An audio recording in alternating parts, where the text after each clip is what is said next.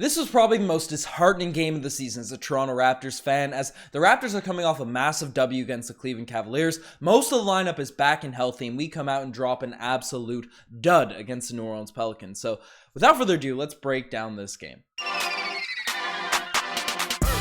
Hello everybody, Ben Rogers here, the Raptors side, just breaking down the Raptors' 126-108 loss to the New Orleans Pelicans, and this was an ugly one out there, and there was some positives in this game, but from the jump, with the exception of Pascal just coming out hot, knocking down some shots, the defense was just disgusting from the Toronto Raptors, especially in the first three quarters of this game, and even down the stretch in the fourth. There was like a 6-minute stretch where I thought maybe the Raptors were able to claw it back, but to no avail. We dug ourselves too big of a hole, and this game was just straight up ugly. And a lot of times, whether we play the Dallas Mavericks, the Denver Nuggets, and the New Orleans Pelicans, we just go out west and sometimes drop these stinkers in these Western Conference road games to no avail, and tonight was certainly one of those games. But you know, the Toronto Raptors, their man-to-man coverage was just brutal to start off this game. They couldn't stop Zion, and when they threw those double teams, they weren't rotating quick enough. We switched to a zone, a 2-3 zone, then a 1-3-1 zone, midway through the second and early third, and that was even worse. So,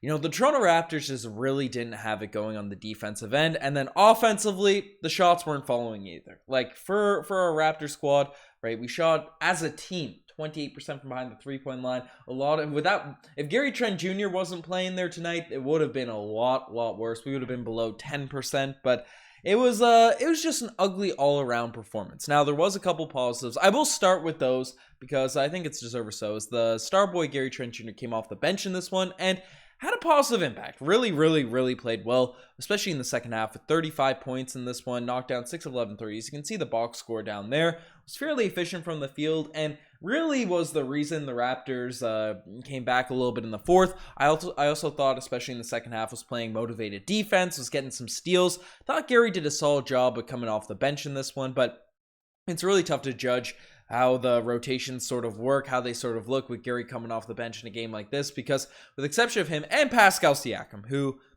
deserves a lot of credit in this one. Again, he started off the game really hot and then was steady throughout the rest of it. Didn't take over like we saw Zion Williamson do for the New Orleans Pelicans, but in this game, Pascal had 23 points, 6 rebounds, 4 assists, 2 steals, 2 blocks, 9 of 16 from the field. The New Orleans Pelicans really had their defense locked in on him. Thought he made a lot of great decisions, especially coming back from his injury.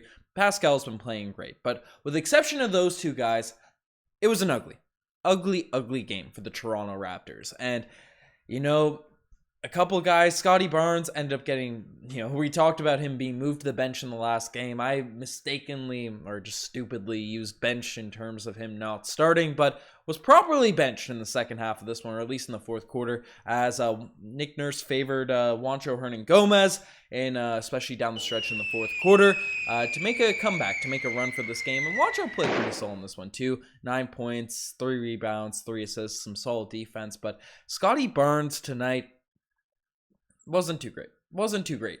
Looking at the box score, looking at the box score in this one, Scotty Barnes had 4 points, a minus 14 for the game, 5 assists, which was solid, but 1 of 7 from the field. Was just, we saw a few of these games last season for Scotty Barnes, but he sometimes just gets very complacent in terms of looking for a shot. When he's driving in, he's usually effective, but took 5 threes in this one and 7 shots. Like, I know the defensive schemes, I know they got some long, wiry defenders on the New Orleans Pelicans squad, but Scotty Barnes is trying to establish himself as a young and up-and-coming star in this league, and just settling for threes. I know he shoots 35% from the three-point line, which isn't horrific, but settling for those looks, not being assertive on his takes, and then being able to create for others. I know 5 assists is still solid, but we need more from Scotty Barnes, especially on nights like this where other players don't really have it going. And another guy that we have higher expectations for in this one is Fred VanVleet, who I've been given the outs in terms of him being not that efficient from the field, as he's doing other things out there on the court, playing defense, hitting timely shots, facilitating for others. In the first half of this one, Fred VanVleet didn't really have it going that much himself. 1 of 8 from the field, 0 of 7 from the three-point line, and yes, he had 6 assists, yes, he had 6 rebounds, yes, he's still hustling. You need to be better, Fred. You need to be better in terms of your efficiency. Like, there's only so much you can do outside of scoring the basketball when you're going 0 for 7. What was it, 1 for 7 or Yeah, 0 for 7 from the three-point line, right? There's only so many positives you can bring when you're that much of a negative in terms of scoring on that front. And then in the second half, when he tried to get it going back, just now I'll throw out a Kazoo because the refs were absolutely brutal tonight. We'll get the segments. We're a little bit disjointed podcast here. The Paul Pierce Golden Kazoo Award of the evening is definitely first and foremost going to the Raptors' energy, especially on the defensive end. But a second Kazoo is going to the referees because they were. It's not the reason we lost. It's not the reason we lost. The refs weren't the reason we lost. The energy was the reason we lost this game, but the refs didn't help. They were absolutely horrific tonight. Gave Fred VanVleet a brutal technical. We saw it on the replay. Jose Alvarado, I know he's an aggressive defender, but came in, swatted the basketball. Didn't do anything dirty. I'm not mad at Jose Alvarado, but Fred VanVleet, just out of frustration, even though he got the call, just clapped in the ref's face. It's like, come on. And then, the refs just teed him up, just threw him out, knowing he had a technical before. Just stupid call. A stupid call on that front. The refs were given some weird things, and the Raptors are trying to go on a run at the end of this one as well. And while they did have some turnovers, while there was some heroics from Zion Williamson, there's a couple of just late whistles, late fouls that stunted the momentum too. Again, not the reason we lost, but definitely Kazoo worthy for the referees in this game. But Fred VanVleet getting thrown out, only played 20 minutes. Him and Scotty Barnes, frankly, need to be better. They just need to be better if the Raptors are going to win games. And that consistency, especially from the free throw three-point line, right? We discussed it earlier, how the Raptors have the third worst points per possession in terms of jump shooting this season, and we're just ahead of the Lakers and the Charlotte Hornets. Fred VanVleet especially needs to be able to hit some shots at a higher clip if the Raptors want to have shots against solid teams like the New Orleans Pelicans. So brutal performances from them. Thaddeus Young got the start tonight, and while chatty Thaddeus Young has been great for us recently, didn't have that much of impact. Just looked a little step slow tonight. 2 points, 1 assist, 1 rebound. Only 15 minutes of action, didn't have a big game. OG Anunoby I thought was solid, but he had his work cut out for him on the other end of the court. But 12 points, 5 rebounds, 3 assists, 1 steal, 1 block, 4 turnovers. And on nights like this, where especially Scotty and Fred VanVleet don't have it going, I wouldn't mind if we ran a couple more actions. Give the ball to OG Anunoby a little bit more. Then the flow of the offense to get his game going. We've seen what he can do with all the guys out of the lineup.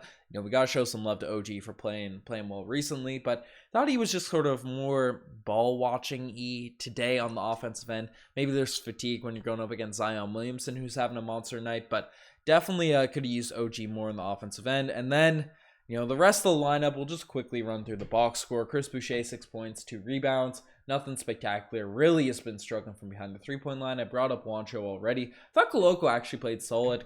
Started the second half.